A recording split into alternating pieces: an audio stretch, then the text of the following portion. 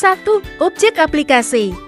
A. Aplikasi pengolah kata digunakan untuk mengolah dokumen yang berupa teks pada suatu halaman, memiliki sejumlah paragraf, kata tanda baca, dan lain-lain.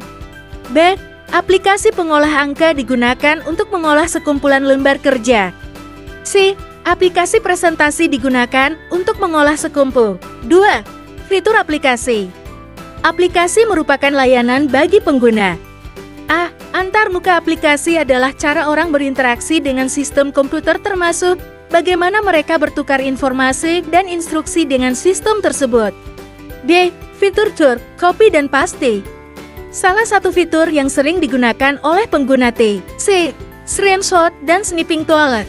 Selain melakukan salin tempel untuk memindahkan konten aplikasi ke lokasi lain di aplikasi itu sendiri atau memindahkan ke jendela aplikasi lain, seringkali pengguna membutuhkan informasi yang tertera di layar saat itu.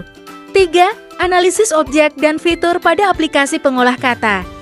Objek pada aplikasi adalah suatu konsep berupa hal yang terlihat maupun tidak terlihat. Pembuatan laporan. 1.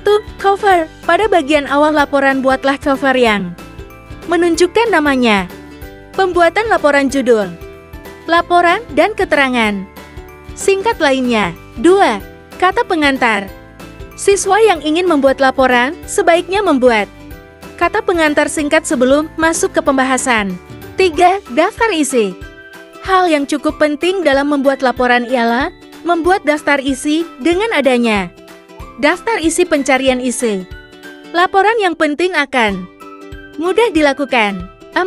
Pendahuluan. Pendahuluan merupakan bab yang menjelaskan apa tujuan dan juga latar belakang dari laporan yang dibuat. Pada bagian pendahuluan terdapat beberapa subbab yang harus dibuat. 5. Pembahasan. Pembahasan, atau juga bisa disebut sebagai isim, merupakan bagian inti dari laporan yang Anda buat. 6. Penutup. Penutup biasanya berisi kesimpulan tentang kegiatan dan laporan yang telah dibuat. Anda bisa menuliskan ringkasan tentang hal yang telah Anda paparkan sebelumnya pada bagian ini. 7. Lampiran. Bagian terakhir merupakan lampiran. Lampiran adalah halaman yang memuat berbagai dokumentasi tentang kegiatan yang telah dilakukan.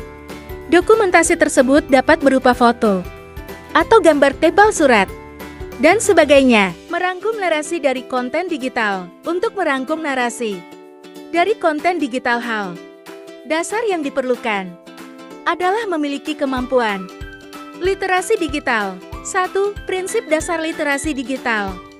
A. Pemahaman, artinya masyarakat memiliki kemampuan untuk memahami informasi yang diberikan media. B. Saling ketergantungan, artinya antara media yang satu dengan lainnya saling bergantung dan berhubungan.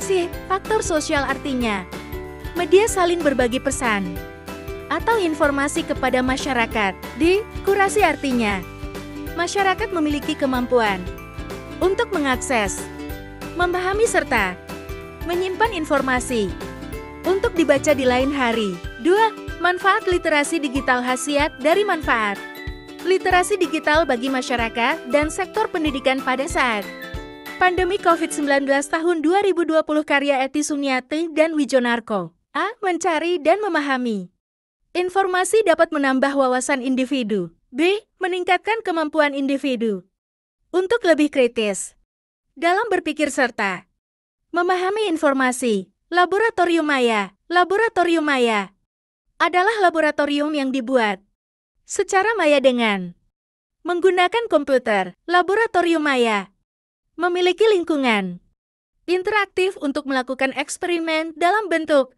simulasi. Dengan laboratorium maya, para siswa dapat melakukan eksperimen seperti eksperimen tentang ilmu pengetahuan alam, matematika, astronomi, geografi, dan lain-lain. 1.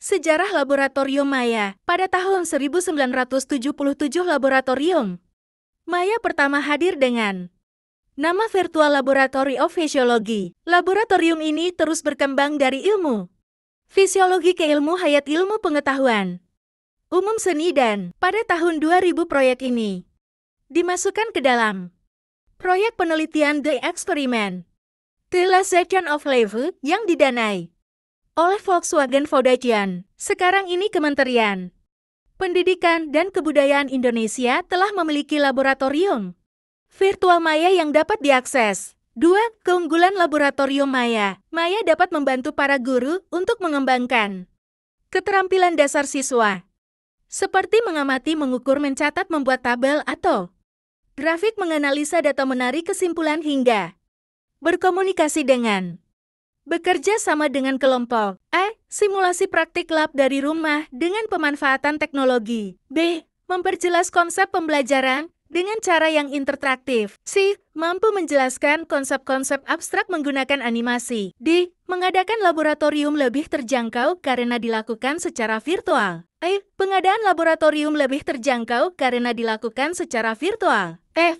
Siswa seolah-olah sedang praktikum di lab sebenarnya. J. Siswa dapat menggulung kembali praktikum jika belum mengerti.